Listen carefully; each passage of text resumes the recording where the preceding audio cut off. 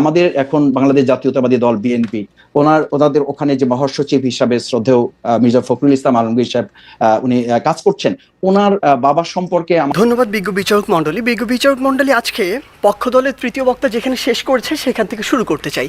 তিনি মাত্র বললেন যে ওয়ার্ল্ড র্যাঙ্কিংয়ে পাকিস্তানের 9টি বিশ্ববিদ্যালয় রয়েছে, কিন্তু সবচেয়ে দুঃখের কথা সেটি পাকিস্তানের মতো রাজনৈতিকভাবে এত বড় একটি অস্থিতিশীল দেশেরও যখন 9টি বিশ্ববিদ্যালয় 1000-এর মধ্যে র্যাঙ্কিংয়ে থাকে বিশ্বে, আমার বাংলাদেশের 3টিও থাকে না। আমার বাংলাদেশ এ কারণেই সফলতম হতে পারে না। আসসালামু আলাইকুম প্রিয় দর্শক শ্রোতা, বিটিভির বিতর্ক প্রতিযোগিতায় সার্জিস আলমের বক্তব্য ভাইরাল হয়েছে। সার্জিস আলমের এই বক্তব্য, তিনি কি কথা বলেছেন বাংলাদেশকে নিয়ে, হাসিনা সরকারের সময়ে কি দুর্নীতি হচ্ছিল, সেগুলো তিনি অনেক আগেই প্রকাশ করেছিলেন এই বিতর্ক প্রতিযোগিতায়। এই বিতর্ক প্রতিযোগিতা অনেক আগের হলেও খুবই জনপ্রিয়তা পেয়েছে কথাগুলো। চলুন ভিডিওতে বিস্তারিত দেখে আসি। আমাদের এখন বাংলাদেশ জাতীয়তাবাদী দল বিএনপি ওনাদের ওখানে যে মহাসচিব হিসাবে শ্রদ্ধেয় মির্জা ফখরুল ইসলাম আলমগীর সাহেব উনি কাজ করছেন, ওনার বাবা সম্পর্কে আমাদের কাছে কি মেসেজ আছে? তো সেজন্য কি বিএনপি কে এখন ক্ষমা চাইতে বলতে হবে, বা আমরা কি বলবো যে মির্জা ফখরুল সাহেবের শ্রদ্ধেয় মরহুম পিতা মির্জা রুহুল আমিন চোখা মিয়া 1971 সালে উনি ঠাকুরগাঁ জেলার অন্যতম স্বাধীনতা বিরোধী হিসাবে 710 জনের একজন ছিলেন। একটু শেষ করছি যে এই কারণে কি এখন বিএনপি কে আমরা ধরবো? আমাদের নেতৃবৃন্দকে ফাঁসি দেওয়া হয়েছে, তার সাথে তো সালাউদ্দিন কাদের চৌধুরী ওনাকেও ফাঁসি দেওয়া হয়েছে। তাতে কি বিএনপি কে আমরা এখন বলবো যে তাকেও ক্ষমা চাইতে হবে, বা স্বাধীনতা বিরোধিতা নিয়ে তাদের মধ্যেও কনফিউশন আছে? না মাসুদ ভাই, ব্যক্তি আর দলের অবস্থা তো ভিন্ন। আমরা 1971 সালে জামায়াতে ইসলামী মুক্তিযুদ্ধের চলাকালীন সময়, তারপরে বিভিন্ন সময় বিভিন্নভাবে স্টেটমেন্টে দল হিসাবে যেটা বলেছে, আমরা যখনই প্রশ্ন করি আপনারা বলেন যে ব্যাপারে জামাত ইসলামের অবস্থান পরিষ্কার, কিন্তু পরিষ্কারটা আপনি একটু বলেন তো, আমরা একটু শুনি যে পরিষ্কার অবস্থানটা কি 1971 সালে কি আপনারা যা করেছিলেন তা ঠিক করেছিলেন? না, পরিষ্কারটা হচ্ছে এই যে বাংলাদেশ তখন যে অবস্থার প্রেক্ষিতে স্বাধীন হয়েছিল, মাওলানা ভাসানী রাহিমাহুল্লাহ উনি তো পরিষ্কার বলেছেন যে তখন 70-এর যে ভোট, আপনি নিশ্চয়ই আরো ভালো জানবেন, সেই 70-এর ভোটে তো তিনি এই স্লোগান দিয়েছিলেন যে ভোটের বাক্সে লাথি মারো, বাংলাদেশ কায়েম করো। তো সেই বাংলাদেশ কায়েম করা প্রসঙ্গে এসে মরহুম প্রেসিডেন্ট শেখ মুজিবুর রহমান উনি তো বাংলাদেশের স্বাধীনতা উনি শেষ পর্যন্ত তো চান নাই। 7 মার্চে উনি ভাষণ, তার পরবর্তী সময়গুলো আমরা তো লক্ষ্য করেছি। আপনি শুধু জামাত ইসলামের অবস্থানটার কথা বলেন। বাংলাদেশ শেখ মুজিবুর রহমান স্বাধীনতা চায় না, ভালো কথা। বাংলাদেশ এই বাংলাদেশ জামাত ইসলামী 53 বছরে যে নেগেটিভ গুলো বাংলাদেশে আমরা লক্ষ্য করেছি, আপনি বাংলাদেশ জামাত ইসলামী সেই পর্যালোচনাগুলি তখন ছিল যে আমরা বাংলাদেশ জামাত ইসলামী স্বাধীনতা চাই, কিন্তু ভারত সহযোগিতার মাধ্যমে যে ষড়যন্ত্রমূলক ভাবে দেশকে স্বাধীন করে এই দেশকে তাদের একটা অঙ্গরাজ্য বানানোর পরিকল্পনা বা ষড়যন্ত্র করছে, এটার সাথে জামাত ইসলামীর দ্বিমত ছিল। এবং সেই দ্বিমতটা 1971 সালে আমি একদম পরিষ্কার অবস্থা। আন্দোলনের মধ্যে কিন্তু বিএনপির শুধু 34 দিনের অংশগ্রহণ না, 17 বছরের ত্যাগ তিতিক্ষা, তাদের প্রচুর লোকের গুম হওয়া, মামলার মধ্যে থেকে পড়ে সর্বশান্ত হওয়া, বিভিন্ন জায়গা থেকে চাকরিচ্যুত হওয়া, পড়ালেখা শেষ করতে না পেরে রাস্তায় ঘুরে নানা ধরনের অবদান রয়েছে। এবং এই যে কোটা আন্দোলনের মধ্যে যখন এই বাচ্চা ছেলে মেয়েরা মার খেতে শুরু করেছে, তখনও কিন্তু বিএনপি ঝুঁকি নিয়ে, রিস্ক নিয়ে বিভিন্ন কাজ করেছে। কিন্তু আমরা কিন্তু খুব দেখলাম যে এদের মধ্যে থেকে সম্পর্কটা বেশি হয়েছে আপনাদের সঙ্গে, অর্থাৎ জামায়াত শিবিরের সঙ্গে। আমরা দেখলাম যে প্রত্যেকটা শিক্ষাঙ্গনে জামায়াতের কথা মতো বা জামায়াত যাদেরকে নিয়োগ করতে চায় সেই রকম ভিসি, প্রক্টর, প্রভিসি সেরকম আসতেছেন। স্বাস্থ্যক্ষেত্রে আমরা দেখতেছি যে জামায়াতের দেয়া লিস্ট দিয়ে বিভিন্ন জায়গায় গুরুত্বপূর্ণ জায়গায় এটি পদায়ন হচ্ছে। তারপরে কিছুদিন পরে আমরা দেখলাম সমন্বয়করা ওপেনলি বলতেছেন যে জামায়াত শিবিরই আসলে আমাদেরকে এখানে সাহায্য করেছে। সমন্বয়কদের মধ্যে এটা আপনারা উল্লেখযোগ্য অংশ দেখলাম যারা স্লিপিং এজেন্ট হয়ে ছাত্রলীগের মধ্যে ছিল। এটাকে আপনি কিভাবে দেখেন? যে না, আপনি কি মনে করেন জামায়াত শিবিরের নেতৃত্বে যদি এই আন্দোলন হতো তাহলে এই আন্দোলন সফল হতো? ধন্যবাদ খালেদ মাহমুদাই। দুটো বিষয়, একটা হচ্ছে প্রথমত আমাদের সংগঠনের পক্ষ থেকে আমরা প্রথম থেকে বলে আসছি যে এই 2024 সালের জুলাই আগস্টের যে গণঅভ্যুত্থান, এটা কোনো একটা দলের ক্রেডিট হওয়ার কথা না, এটা হচ্ছে এদেশের ছাত্র জনতার যৌথ আন্দোলনের ফসল, এবং এটাই জনতার, এদেশের মানুষের ক্রেডিট, এদেশের ছাত্র জনতার ক্রেডিট। দুই হচ্ছে আমিরে জামাত ডক্টর শফিকুর রহমান খুব ক্লিয়ারলি এবং সেভারাল টাইম এটা বলেছেন, রিপিটেডলি বলেছেন যে আমাদের এই শহীদেরা কোনো দলের সম্পদ না। আমরা কখনোই আমাদের যে হিসাব নিতে বলা হয়েছে যে থানা থেকে, বিভাগ থেকে, ডিস্ট্রিক্ট থেকে, ঢাকা সিটিগুলো থেকে, এবং তাদের পাশে দাঁড়ানোর প্রত্যেকটা ইস্যুতে আমরা বলেছি যে যারা শহীদ হয়েছেন তারা আমাদের দলের বা ব্যক্তির বা কোনো গোষ্ঠীর সম্পদ না, তারা হচ্ছেন দেশের সম্পদ। সেকেন্ড থিং হচ্ছে, দেখেন আপনি খেয়াল করবেন যে আমাদের এই জুলাই আগস্টের গণঅভ্যুত্থানের পরে আজকে যে এনার্জিটা তৈরি হয়েছে, সেখানে বলা হচ্ছে বিশ্ববিদ্যালয়, মেডিকেল এগুলোতে জামাত ইসলামী, ইসলামী ছাত্র শিবিরের কোনো প্রাধান্য বা জামাতিকরণ বলে একটা কথাও এখন কেউ কেউ বলছেন। এটা খুব দুর্ভাগ্যজনক এ কারণে যে আমি একদম তালিকা করে আপনাকে বলতে পারবো যে ঢাকা বিশ্ববিদ্যালয়ে একজন একাডেমিশিয়ানকে দেওয়া হয়েছে, এর বাইরে প্রত্যেকটা বিশ্ববিদ্যালয় একদম ধরে ধরে বিএনপি সমর্থিত যারা, তাদেরকে সেখানে ভাইস চ্যান্সেলর সহ তাদেরকে বসানো হয়েছে। তো কিন্তু মাসুদ ভাই, আমি একটা কথা বলি, কেউ জামাত করে কিনা গুরুত্বপূর্ণ, সেটা তো আমরা 15 বছর পরে জানতে পারবো। কারণ এই যে ধরেন সমন্বয়কদের মধ্যে যারা জামাত করতো, সেটা তো আমরা এখন জানতে পারতেছি। বা এইজন্য না, মানে ব্যাপারটা জামাতের ব্যাপারটা এরকম যে জামাত শিবির একটু স্লিপিং এজেন্ট হিসেবে থেকে যায় দলের মধ্যে। না, জামাত স্লিপিং এজেন্ট হিসাবে থাকার প্রশ্ন না, প্রশ্নটা হচ্ছে বৈষম্য বিরোধী ছাত্র আন্দোলনে আসলে কেউ তো ব্যানার নিয়ে দাঁড়ায়নি, এবং দাঁড়ানোটা তারাও প্রয়োজন মনে করেনি, অন্য ছাত্র সংগঠন কেউ এটা ঠিক মনে করেনি যে এখানে আমরা বৈষম্য বিরোধী ছাত্র আন্দোলন, ছাত্র জনতার একটা যৌথ অভ্যুত্থানের মাধ্যমে সরকারকে পতন ঘটানোটা টার্গেট ছিল। সুতরাং সেখানে স্লিপিং অথবা আপনি শোয়িং, দুটোর কোনোটাকেই তো আপনি এখানে আইডেন্টিটি করার দরকার নাই, কারণ প্রয়োজনই তো হয় নাই।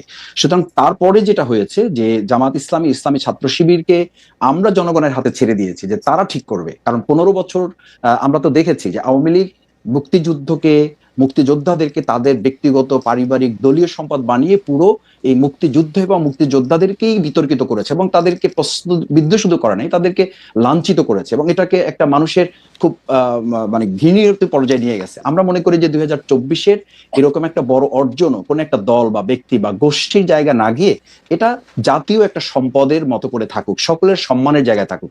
এরপরে যদি কোনো ব্যক্তি এই 2024-এর যে গণ অভ্যুত্থানের যে ইয়াটাকে, আগেরটা একটু জিজ্ঞেস করি, মুক্তিযুদ্ধটা কি থাকা উচিত তাহলে? মুক্তিযুদ্ধটা দেশের মানুষের সম্পদ হবে। আপনি বলছেন যে আওয়ামী লীগের সম্পদ, আওয়ামী লীগ এটাকে নিজস্ব সম্পদ করতে চাইছিল, কুক্ষিগত করতে চাইছিল। আপনারা তো আওয়ামী লীগের যে ন্যারেটিভ ছিল যে ওরা না থাকলে কি হবে, সেটা প্রমাণ করার জন্য তো মানে ব্যস্ত হয়ে গেছেন আমি দেখতে পাচ্ছি। ইসলামিক ছাত্র শিবিরের এটাকে প্রত্যাহার করা হয়েছে প্রকাশনাটা, কিন্তু আমি ইসলামিক ছাত্র শিবিরের সেক্রেটারিকে নিজের মুখে বলতে শুনছি যে এটা কেন জাস্টিফাই না আসলে ওইটা এখানে থাকার জন্য। আপনি জানেন যে এটার মধ্যে থেকে ও নিজের মুখে উনি বলছেন টেলিভিশনে যে এটা একটা ধারাবাহিকতার একটা অংশ, একটা লেখক এটা মনে করছেন, আমাদের মধ্যে থেকে এটা এরকম নানা ধরনের এটার মধ্যে এটা হয়। এবং সেই বক্তব্য কি ছিল? মুসলমানরা ভুল পথে গিয়ে এই মুক্তিযুদ্ধ করছে, আল্লাহ মুসলমানদের হেদায়েত করুক বা এটাতে এটা ভালো হোক, তাই তো? না, এখানে তো প্রাসঙ্গিক তো বিষয়, এটা অন্যদিকে আপনি গেলেন। সেটা হচ্ছে যে মুক্তিযুদ্ধটা নিয়ে আপনাদের অবস্থা কি ক্লিয়ার মাসুদ ভাই? আপনাদের অবস্থা কি ক্লিয়ার? বিষয় আমাদের ক্লিয়ারটা হচ্ছে যে আমি বলেছি যে মানে এই কথাটা তো ঠিক যে মুক্তিযুদ্ধ এবং মুক্তিযোদ্ধাদের মতো এত সম্মানিত এই জায়গাটাকে আওয়ামী লীগ এটাকে বিতর্কিত, প্রশ্নবিদ্ধ করেছে এবং একটা নিন্দনীয় জায়গায় নিয়ে গেছে তাদের দলীয় সম্পদের উপর। আমি যেটা বোঝাতে চাইছি আপনাকে, প্রথম কথাটা আমাদের ন্যাশনকে, আমাদের মেসেজটা তো ক্লিয়ার করতে হবে। আমরা বোঝাতে চাই যেটা যে 2024-এর এই অর্জনটাও যেন আমরা কোনো ব্যক্তি, দল, গোষ্ঠী, রাজনীতির কোনো মার প্যাচে এটা যেন বিতর্কিত না হয়, এটা যেন প্রশ্নবিদ্ধ না হয়। সেই জায়গায় 1971 সালে বাংলাদেশ জামাত ইসলামীর অবস্থান আমরা বহুবার প্রকাশ করেছি, বহুবার পরিষ্কার করেছি। আমরা আমাদের কথা স্পষ্ট করেছি যে দেশের স্বাধীনতা, সার্বভৌমত্বকে ধারণ করে বাংলাদেশ জামাত ইসলামী, ইসলামী ছাত্র শিবির তার রাজনৈতিক কর্মকাণ্ড পরিচালনা করে। এবং সেই কারণে আপনি দেখেন যে 2024-এর এই গণ অভ্যুত্থানের মাত্র কয়েকদিন আগে আমাদেরকে নিষিদ্ধ করা হলো। কাউকে নিষিদ্ধ করা, আমাদের করা হলো এই কারণে যে তখনকার আন্দোলন সংগ্রামে বাংলাদেশ জামাত ইসলামী, ইসলামী ছাত্র শিবিরকে সরকার এবং তৎকালীন গোয়েন্দা সংস্থার রিপোর্ট অনুযায়ী তাদের কাছে মনে হয়েছে দেশপ্রেমের সামগ্রিক চেতনাটাকে বাংলাদেশ জামাত ইসলামী, ইসলামী ছাত্র শিবির লোকেরা ধারণ করে এই কাজটা করছে। আর ছাত্র শিবির তার ছাত্র সংবাদের প্রকাশনা যেটা করেছে, এটা একটা বিচ্ছিন্ন ঘটনা। আমি মনে করি যে তাদের এখানে একজন গবেষক একটা লেখা লিখেছে এবং তারা এটা পরে যখন বুঝতে পেরেছে বা এটা তাদের নজরে এসছে, আমি একটু খালি আমি বলছি যে যখন তাদের নজরে এসছে তারা প্রত্যাহার করেছে এবং এটার জন্য তারা দুঃখ প্রকাশ করেছে। দিস ইজ জানাব। এখন আমি যদি আপনাকে আরো ধরি যে এটা তো এই নেগেটিভটাকে যদি আপনি ওভাবে নেন, আমি এটা মানে শ্রদ্ধা রেখেই বলছি যে আমাদের এখন বাংলাদেশ জাতীয়তাবাদী দল বিএনপি, ওনাদের ওখানে যে মহাসচিব হিসাবে শ্রদ্ধেয় মির্জা ফখরুল ইসলাম আলমগীর সাহেব উনি কাজ করছেন, ওনার বাবা সম্পর্কে আমাদের কাছে কি মেসেজ আছে? তো সেজন্য কি বিএনপি কে এখন ক্ষমা চাইতে বলতে হবে, বা আমরা কি বলবো যে মির্জা ফখরুল সাহেবের শ্রদ্ধেয় মরহুম পিতা মির্জা রুহুল আমিন চোখামিয়া 1971 সালে উনি ঠাকুরগাঁ জেলার বাংলার অন্যতম মানে স্বাধীনতা বিরোধী মাসুদ হিসাবে ভাই, 710 জনের একজন ছিলেন। একটু শেষ করছি যে জি, এই মাসুদ কারণে ভাই। কি এখন বিএনপিকে আমরা ধরবো? না, আমাদের নেতৃবৃন্দকে ফাঁসি দেওয়া হয়েছে, তার সাথে তো সালাউদ্দিন কাদের চৌধুরী, সে ওনাকেও ফাঁসি দেওয়া হয়েছে। রাইট, পরিষ্কার অবস্থানটা আবার বলি। আপনার পরিষ্কার অবস্থানটা হচ্ছে 1971 সালে শেখ মুজিবুর রহমান স্বাধীনতা চায় নাই, কিন্তু জামায়াতে ইসলামী স্বাধীনতা চাইছিল, এবং চাইছিল হচ্ছে ভারত সাহায্য করবে না এরকম একটা অবস্থায় স্বাধীনতা, তাই তো? ভারতের ষড়যন্ত্রমূলক ওই সহযোগিতাকে সাথে নিয়ে আমরা এবং এই অবস্থানে কোনো পরিবর্তন, এই 71 থেকে 25 পর্যন্ত কোনো অবস্থান পরিবর্তন হয় নাই, তো এটাই ছিল। তো এটাই ছিল, এটাই থেকে এই এইটাই আছে। 2024 এসে এটার পরিবর্তন হয়েছে। আমি বলেছি এবং আমাদের ছাত্ররাও তো বলেছে, জনতাও বলেছে যে ওই 2024 5ই আগস্ট আমরা কিন্তু শুধুমাত্র একটা সরকার পরিবর্তন ঘটাই নাই, আমরা আমাদের এই সন্তানেরা, আমাদের এই ছাত্র জনতা সেদিন একটা আধিপত্যবাদেরও আমরা পতন ঘটিয়েছি। কারণ আপনি জানেন যে আপনার একটা ইস্যু আমি আলোচনাতেও দেখেছি, এবং আমাদের দেশের গোয়েন্দা সংস্থা পরবর্তীতে বিভিন্ন আলোচকরাও বলেছেন যে সেদিন 2024 জুলাই আগস্টে আমাদের পার্শ্ববর্তী রাষ্ট্রের একটা সক্রিয় এবং শক্তিশালী গোয়েন্দা সংস্থা এই দেশের তৎকালীন দুষ্ট চক্র আইন শৃঙ্খলা বাহিনীতে যারা ছিলেন তাদের সাথে সম্পৃক্ত থেকে আমাদের দেশের ছেলেদের উপর গুলি করা হয়েছে। আমি আমার 67 দিনের রিমান্ডে আমি একটা সাক্ষাৎকারে বলেছি, আপনাকে আবার একটু স্মরণ করাচ্ছি, যে আমাকে যখন ইন্টারোগেশন সেলে নেওয়া হয়েছে তখন চোখ বাঁধা, হাত পা বাঁধা অবস্থায় আমাকে যখন দুটা চেয়ারে শোয়ানো হয়েছে, আমি তাদের কাছে খুব ইসের সাথে জানতে চেয়েছিলাম, স্পষ্টভাবে জানতে চেয়েছিলাম যে আমার চোখ খুলে দেন, অথবা আমাকে দেখতে দেন, অথবা আমাকে পরিচয় দেন যে আপনারা কারা আমার ইন্টারোগেশনে আসছেন। ওনারা অসতর্কতাবশত হোক অথবা কৌশলগত দিক থেকে ওনাদের মনে না থাকার কারণে হোক, ওনারা বলেছেন এখানে দেশি বিদেশি সংস্থার লোকেরা আছে। মাসুদ ভাই, যখন দেশ গিয়ে আমরা একটু আসলে একটু প্রিসাইজ থাকতে চেষ্টা করি। অর্থাৎ 1971 সালে যেভাবে বাংলাদেশ স্বাধীন হয়েছিল, জামাত ইসলাম এটার সাথে একমত ছিল না। তো জামাত ইসলাম এটার সাথে একমত কখনোই পোষণ করে নাই। 2024 সালে আইসে বাংলাদেশ, আপনি মনে করতেছেন 2024 সালে আইসে বাংলাদেশ এটা অন্যরকম স্বাধীনতা পাইছে, এটা কি ব্যাপারটা এরকম? মানে ভারত তারত এইসব এলিমেন্ট আমি যেতে চাইতেছি না। আপনি 1971 সালে জামাতের অবস্থা সঠিক ছিল। 2 লাইনের জামাত ইসলামের 2 লাইনের কথাটা আসলে কোনো একটা কোশ্চেনের কথাটা আপনি কখনো 2 লাইনে বলতে পারবেন না। আপনি আমাকে বলেছেন, সেইজন্য কথাটা উঠলো যে আপনাদের অবস্থাটা কি পরিষ্কার, কিন্তু আমি কখনো এই পরিষ্কার কথাটা জানতে পারি না। পরিষ্কার কথা হচ্ছে এইটা যে বাংলাদেশ জামাত ইসলামীর স্বাধীনতাটা ভারতের ষড়যন্ত্রমূলক সহযোগিতার মাধ্যমে চায়নি, কিন্তু যখন স্বাধীন হয়েছে দেশ, সেই স্বাধীনতাকে ধারণ করে জামাত ইসলামী ছাত্র শিবির তার সামগ্রিক কার্যক্রম পরিচালিত হয়ে আসছে, এবং সেটা প্রমাণিত এবং পরীক্ষিতভাবে দেশের জনগণ সেটা গ্রহণ করেছে। ফ্যান্টাস্টিক। সার্জিস আলম, তার নির্ধারিত সময় 5 মিনিট 30 সেকেন্ড। ধন্যবাদ বিজ্ঞ বিচারক মণ্ডলী। আজকে পক্ষ দলের তৃতীয় বক্তা যেখানে শেষ করেছে সেখান থেকে শুরু করতে চাই। তিনি মাত্র বললেন যে ওয়ার্ল্ড র্যাঙ্কিংয়ে পাকিস্তানের 9টি বিশ্ববিদ্যালয় রয়েছে, কিন্তু সবচেয়ে দুঃখের কথা সেটি পাকিস্তানের মতো রাজনৈতিকভাবে এত বড় একটি অস্থিতিশীল দেশেরও যখন 9টি বিশ্ববিদ্যালয় 1000-এর মধ্যে র্যাঙ্কিংয়ে থাকে বিশ্বে, আমার বাংলাদেশের 3টিও থাকে না। আমার বাংলাদেশ এ কারণেই সফলতম হতে পারে না। তিনি আজকে বললেন আমরা নাকি আমাদের যে স্বপ্ন সেটিকে বিশ্বাস করি না। আমরা একটি দেশ নিয়ে যখন কথা বলবো তখন শুধু স্বপ্নের উপরে ভর করে থাকতে পারি না, ওই আবেগ দিয়ে চালিত হতে পারি না। যদি আমার স্বপ্নকে বিশ্বাস করেই আমি দক্ষিণ এশিয়ার মধ্যে সফলতম হতে পারতাম, তাহলে এত ছোট স্বপ্ন দেখতাম না, আমি পুরো পৃথিবীর মধ্যে সফলতম হওয়ার স্বপ্ন দেখতাম। কিন্তু স্বপ্ন এবং বাস্তবতার মধ্যে অনেক পার্থক্য রয়েছে। আজকে তাদের 3 বক্তা যে তথ্যগুলো দিয়ে গেলেন, তাদের তথ্য অনুযায়ী 1971 থেকে আজকে 2022 সালে এসে বাংলাদেশ প্রত্যেকটি ক্ষেত্রে উন্নত হয়েছে। হ্যাঁ, আমরা বিশ্বাস করি উন্নত হয়েছে, কিন্তু দক্ষিণ এশিয়ার অন্যান্য দেশ কিংবা পৃথিবীর অন্যান্য দেশ কি বসে রয়েছে? বিজ্ঞ বিচারক মণ্ডলী একটু লক্ষ্য করুন, 2020 সালের তথ্য মতে বাংলাদেশের যে অর্থনীতি, এটি হচ্ছে বিশ্বের 35তম বড় অর্থনীতির দেশ, যেটা 2035 সালে গিয়ে হবে বিশ্বের 25তম বড় অর্থনীতির দেশ। বাংলাদেশের উন্নতি হবে। আপনি যদি ভারতের দিকে তাকান, ভারত বর্তমানে বিশ্বের 7ম বড় অর্থনীতির দেশ। 2035 সালে গিয়ে ভারত হবে বিশ্বের 3য় বড় অর্থনীতির দেশ। ভারত আপনার দিকে তাকিয়ে বসে রয়েছে না, দক্ষিণ এশিয়ার অন্যান্য দেশ বসে থাকছে না, পৃথিবীর অন্যান্য দেশগুলো বসে থাকছে না। আমাদের কথা হচ্ছে, যখন আমরা দক্ষিণ এশিয়ার সফলতম হতে চাইবো, আমাদের সামনে যে একটি ব্যারিয়ার রয়েছে ভারত, সেটিকে আমাদের টপকে যেতে হবে। কেন আমরা যেতে পারবো না, কোথায় কোথায় সে বাধাগুলো রয়েছে, সেগুলো নিয়ে আজকে আমরা কথা বলবো। তারা আজকে বললেন আমরা আন্তর্জাতিক অনেক স্বীকৃতি পেয়েছি। হ্যাঁ, আমরা অসংখ্য স্বীকৃতি পেয়েছি, কিন্তু আপনি এটি কেন বলছেন না যে ট্রান্সপারেন্সি ইন্টারন্যাশনাল 2021 সালে বলেছে দক্ষিণ এশিয়ার সবচেয়ে দুর্নীতিগ্রস্ত দেশ বাংলাদেশ। তারা বলেছে অন্তত আফগানিস্তানের পিছনে বাংলাদেশ রয়েছে, নেপাল, ভুটান, এদের চেয়েও বাংলাদেশ বেশি দুর্নীতিগ্রস্ত দেশ। আপনি কেন এটি বলছেন না? বিগত 15 বছর ধরে আপনার দেশ থেকে যে পরিমাণ অর্থ পাচার হয়েছে তা দিয়ে আপনার দেশে 2 বছরের বাজেট দেওয়া যেত। আমাদের সমস্যাগুলো এই জায়গায়। আপনি শিক্ষা নিয়ে কথা বলছেন, বাংলাদেশের শিক্ষা খাত যদি লক্ষ্য করুন, পৃথিবীর কোনো মধ্যম আয়ের দেশ, স্বল্প উন্নত দেশ কিংবা উন্নত দেশে জিডিপির মাত্র 2% শিক্ষা খাতে বরাদ্দ দেওয়া হয় না, বাংলাদেশে মাত্র 2% দেওয়া হয়। শুনে অবাক হবেন, এই 2%-এর অধিকাংশই চলে যায় আমাদের ওই শিক্ষক, কর্মকর্তা, কর্মচারীদের বেতন দিতে।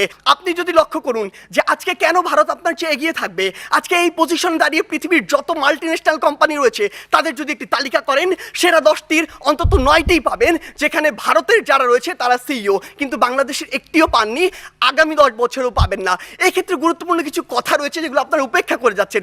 আপনারা কিভাবে ভারতের সাথে তুলনা করেন? একটু আগে একটি হাস্যকর কথা বলে গিয়েছেন যে ভারতে নাকি 0.2 মিলিয়ন, অর্থাৎ মাত্র 2 লক্ষ মানুষ বিদ্যুতের সুবিধার কাছাকাছি যেতে পারেনি। আপনি একবার চিন্তা করেছেন ভারতের জনসংখ্যা কত? 130 কোটি জনসংখ্যার একটি দেশ, আর আপনি 17 কোটি জনসংখ্যা নিয়ে ভারতের সাথে তুলনা করছেন। আপনি যদি 17কে 130-এর সাথে তুলনা করে সে অনুযায়ী গুণ করতেন, তাহলে দেখবেন ভারত আপনার চেয়ে অবশ্যই এগিয়ে রয়েছে। আপনি আজকে কথা বলছেন বাংলাদেশের বিভিন্ন খাত নিয়ে, কৃষি খাতের কথা বলছেন। বাংলাদেশের কৃষি খাতের জন্যই আমাদেরকে আরো ভুগতে হবে। বাংলাদেশের কৃষি খাতে আপনি এই জরিপে আর আপনার এই পরিসংখ্যানে যা দেখাচ্ছেন, কৃষকের কাছে যান, সেটি দেখতে পাবেন না। কৃষক আজকে তার ধানে আগুন পর্যন্ত লাগিয়ে দেয়। এ হচ্ছে বাংলাদেশের অবস্থা। তাই বিজ্ঞ বিচারক মণ্ডলী, আমরা বিশ্বাস করি যে বাংলাদেশ দক্ষিণ এশিয়ার অবশ্যই সফল একটি রাষ্ট্র, তবে সফলতম হতে পারবে না। এর জন্য বাংলাদেশের আরো অনেক পথ পাড়ি দিতে হবে। ধন্যবাদ বিজ্ঞ বিচারক মণ্ডলী। এবার পক্ষদল থেকে যুক্তি খণ্ডনের পালা। যুক্তি খণ্ডন করতে আসছেন আল নাইম, তার নির্ধারিত সময় 3 মিনিট। মাননীয় সভাপতি, আজকে আমরা একটি সময়ের ব্যাপার দেখিয়েছি যে আমাদের কাছে আছে দীর্ঘ 78 বছর।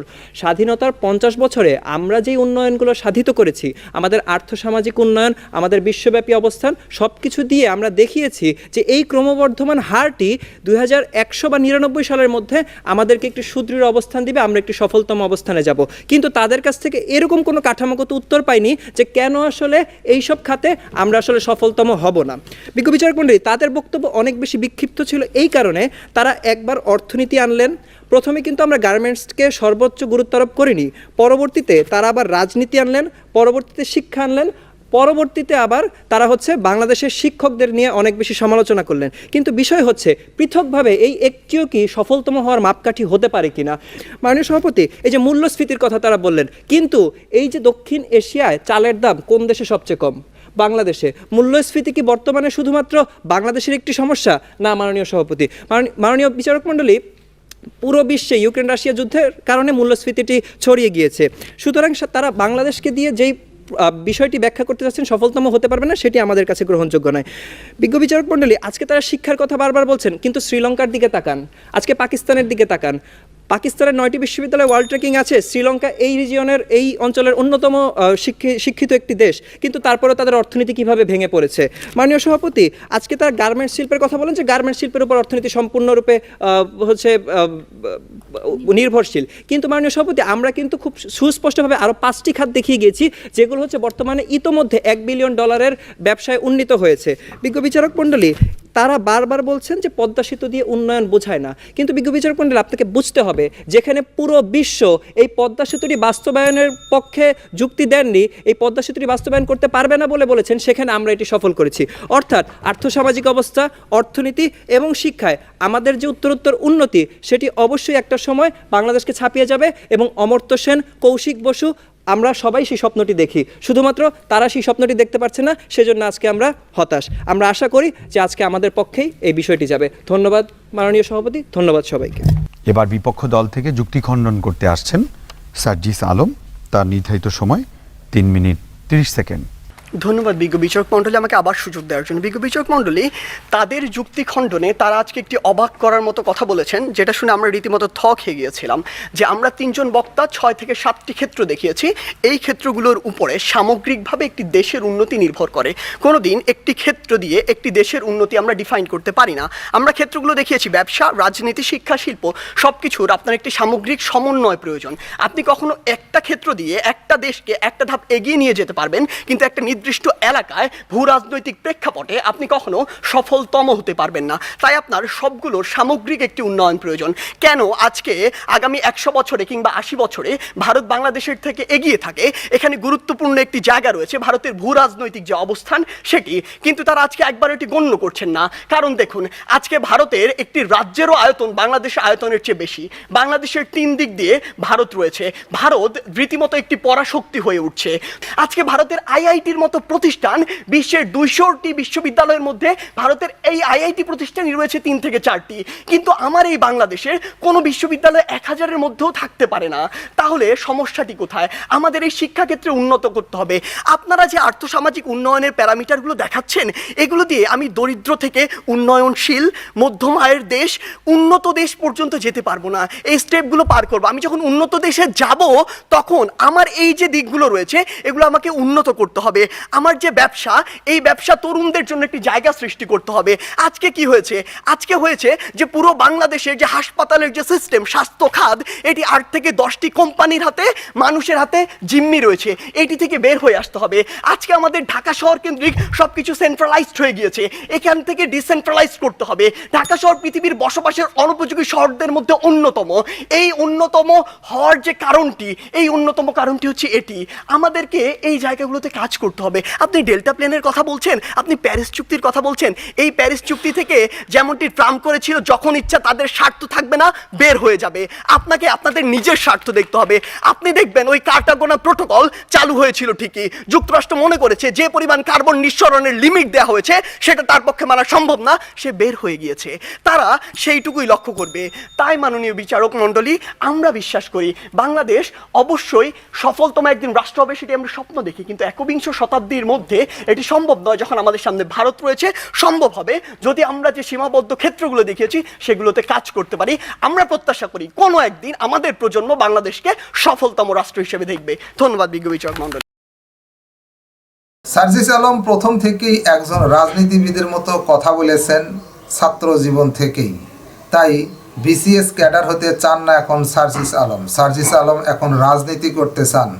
এটি কিন্তু একটি পজিটিভ সাইড। কারণ বাংলাদেশে যদি যুবকেরা রাজনীতিতে এগিয়ে আসে, শিক্ষিত যুবকেরা, অবশ্যই সংস্কার হবে অনেক কিছুই। এটা পার্সোনালি আমি মনে করি। এ বিষয়ে আপনার মতামত থাকলে লিখবেন। আজকে এই পর্যন্তই। আল্লাহ হাফেজ।